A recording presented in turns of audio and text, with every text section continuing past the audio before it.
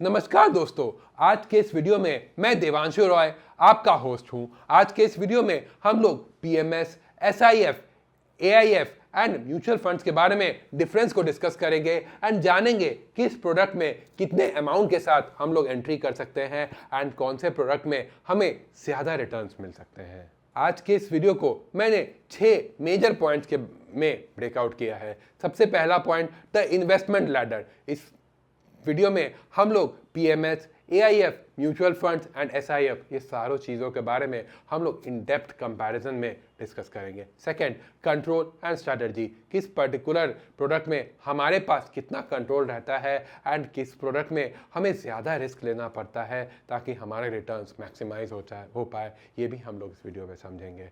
तीसरा, the liquidity trap. बहुत सारे पीएमएस या एआईएफ में हम पैसे तो कभी भी निकाल सकते हैं, बट हमारे पैसे पे काफ़ी ज़्यादा एग्जिट लोड लगा देती है कंपनी, जिससे हमारा जो पैसा है वो काफ़ी कम निकलता है when compared to mutual fund. ये सब चीज़ों के बारे में भी हम लोग डिस्कस करेंगे इस वीडियो में।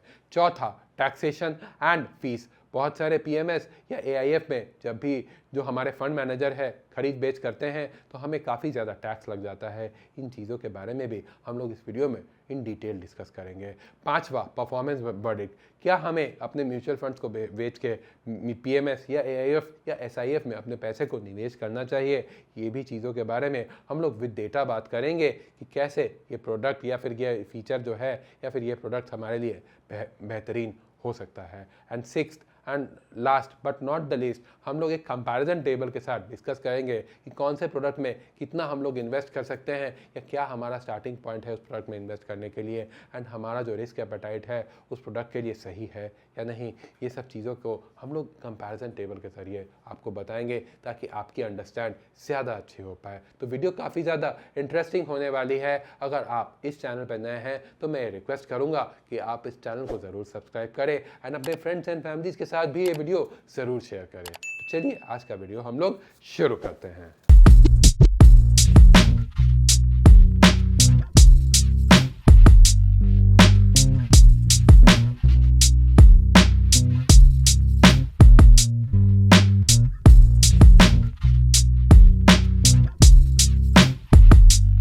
सबसे पहले हम लोग हायरार्की के तरफ से डिस्कस करते हैं। म्यूचुअल फंड्स में अगर हम इन्वेस्टमेंट करना चाहें तो सिर्फ और सिर्फ 100 रुपये के टिकट साइड से ही हम लोग म्यूचुअल फंड्स में इन्वेस्ट कर सकते हैं। अपार्ट फ्रॉम दैट, अगर हम एसआईएफ की बात करें जो कि म्यूचुअल फंड का बड़ा भाई है, इसमें अगर हम अपनी इन्वेस्टमेंट करना चाहें तो मिनिमम 10 लाख रुपीज़ से हमारी इन्वेस्टमेंट शुरू होगी।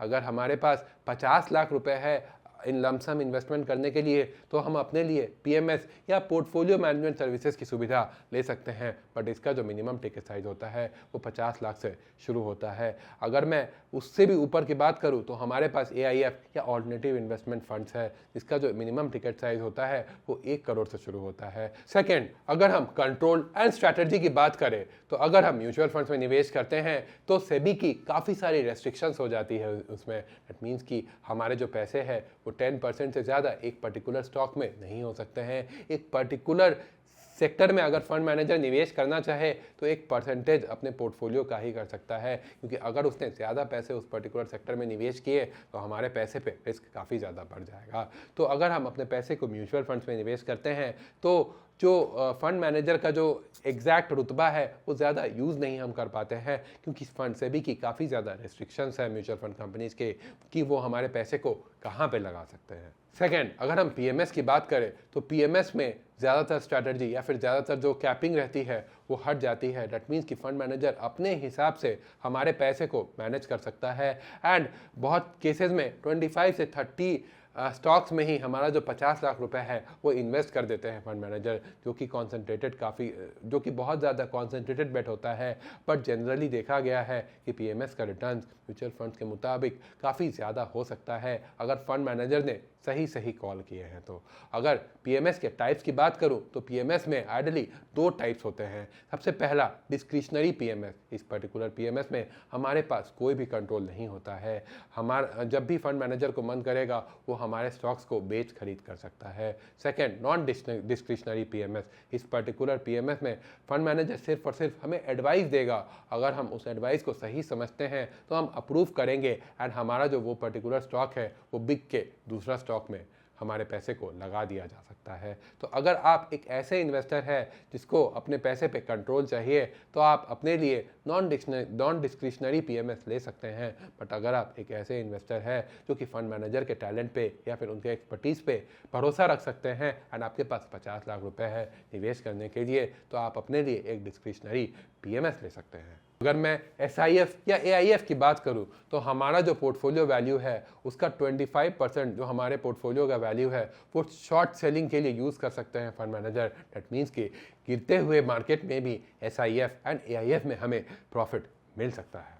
अगर आप अपने पोर्टफोलियो के लिए सोच रहे हैं कि क्या आपके लिए पीएमएस, एआईएफ, एसआईएफ या म्यूचुअल फंड सही रहेगा, तो आप हमारे फ़ोन नंबर पे ज़रूर संपर्क कर सकते हैं।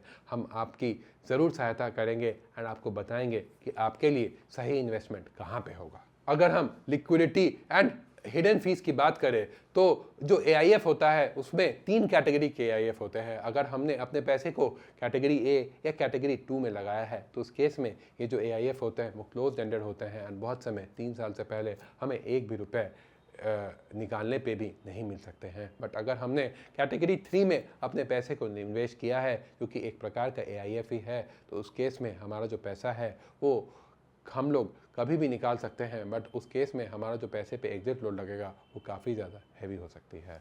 अगर हम पीएमएस की बात करें, तो पीएमएस में भी हमारे पैसे पे कोई भी लॉक इन नहीं होता है। बट अगर हम 1 साल से पहले अपने पैसे को निकालते हैं, तो उस केस में हमें 3% तक का एग्जिट लोड कंपनी को देना पड़ सकता है। अगर हम म्यूचुअल फंड या एसआईएफ की बात करें, तो इस केस में हमारा जो एग्जिट लोड रहता है वो 1% तक रहता है, वो भी 1 साल तक। एंड अगर हम 1 साल के बाद अपने पैसे को निकालते हैं, तो हमें एक भी रुपये in form of exit load नहीं देने पड़ते हैं। तो अगर आपका जो मोटिव है वो लिक्विडिटी है, तो उस केस में आपको म्यूचुअल फंड्स या एसआईएफ में ही अपने पैसे को निवेश करना चाहिए। बट अगर आप एक ऐसे इन्वेस्टर है जो कि लॉन्ग टर्म मार्केट ग्रोथ का फ़ायदा उठाना चाहते हैं, तो आपको अपने पैसे एआईएफ या पीएमएस में लगा सकते हैं। अगर हम टैक्सेशन की बात करें, तो अगर हम पीएमएस में टैक्सेशन की बात करें, तो अगर फंड मैनेजर हमारे डीमैट अकाउंट से एक भी स्टॉक खरीद या बेच करता है, तो उस केस में जो भी टैक्स होगा वो हमें अपने पॉकेट से देना पड़ता है। अगर हम एआईएफ की बात करें, तो इस केस में अगर हमने अपने लिए कैट 1 या कैट 2 का एआईएफ लिया है,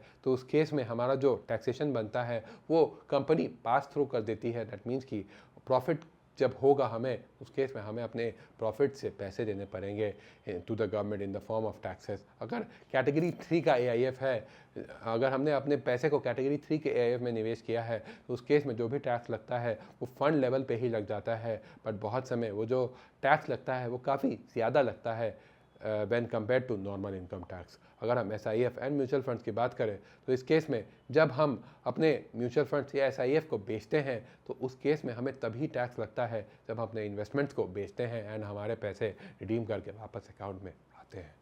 अगर आपको अपने इन्वेस्टमेंट, इंश्योरेंस या लोन सर्विसेज की जर्नी इजी बनानी है एंड आप चाहते हैं आपके सारे फाइनेंशियल मैटर्स एक जगह ही सॉल्व हो, तो आप हमारे फ़ोन नंबर्स पे ज़रूर संपर्क कर सकते हैं। आपका जो भी डाउट है मैं पर्सनली समझूंगा, देन आपको रिकमेंड करूंगा कि आपको क्या करना चाहिए। अगर मैं परफॉर्मेंस रियलिटी की बात करूं, तो अगर आप एक ऐसे पीएमएस में निवेश करते हैं जो कि एवरेज है, तो फिर आपका जो पैसा है वो म्यूचुअल फंड्स के बराबर ही बढ़ता है। बट अगर आपने टॉप 5 पीएमएस में निवेश किए होते, तो टॉप 5 पीएमएस में लास्ट 5 साल में 26 से लेके 38% तक का रिटर्न दिया है, वेयर एज म्यूचुअल फंड्स ने 23 से लेके 29% तक का रिटर्न दिया है। बट अगर आपने सिर्फ और सिर्फ टॉप 5 पीएमएस में ही निवेश किया है, तभी आपको ये फ़ायदा मिलता। अब हम लोग फीचर वाइज डिफ्रेंशिएट करेंगे कि mutual funds, SIF, PMS and AIF में क्या क्या फीचर वाइज डिफरेंस है।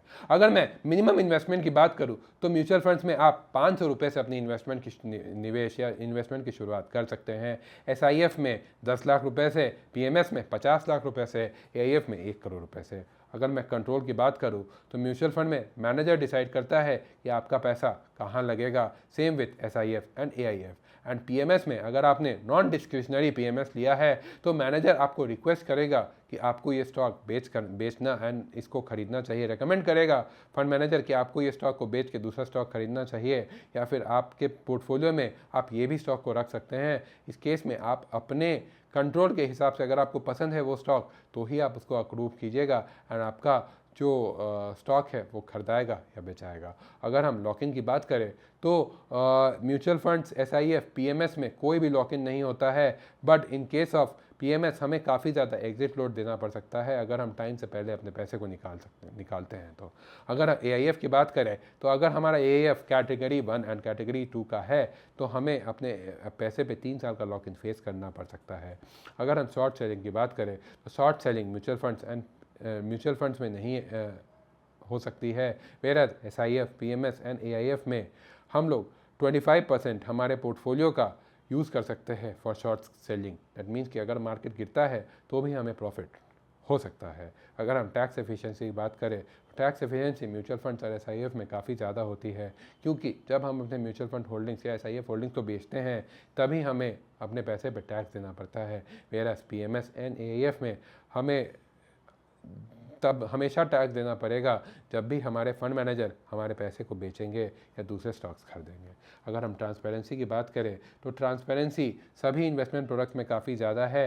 म्यूचुअल फंड्स बहुत रेगुलेटेड इंडस्ट्री है, सेबी सारी चीज़ों पे ध्यान रखती है कि म्यूचुअल फंड कंपनीज हमारे पैसे को कहाँ लगा रही है। Where SIF, PMS and AIF में हमारा खुद का डीमैट अकाउंट खुलता है एंड उसी डीमैट अकाउंट में हमारे स्टॉक्स दिखते हैं। तो फाइनल वर्डिक्ट क्या है कि हमें हमारे पैसे को कहाँ लगाना चाहिए।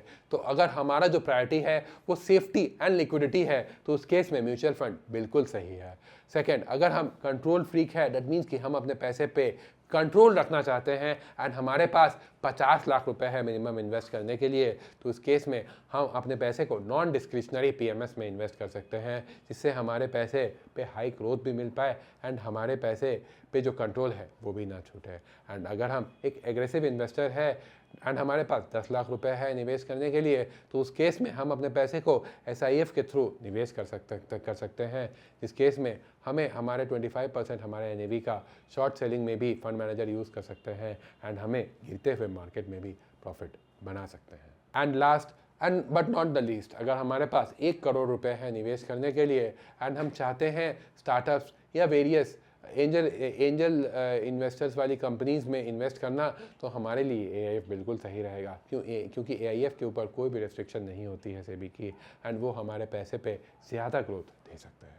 जाते जाते मैं आपको एक सवाल पूछना चाहूँगा कि अगर आपके पास 50 लाख रुपए है निवेश करने के लिए, तो आप अपने पैसे को कहाँ निवेश करते हैं? म्यूचुअल फंड्स में शांति से, या फिर PMS में आप अपने पैसे को निवेश करते हैं जिससे आपके रिटर्न्स काफ़ी ज़्यादा तेज़ी में बढ़ पाते हैं?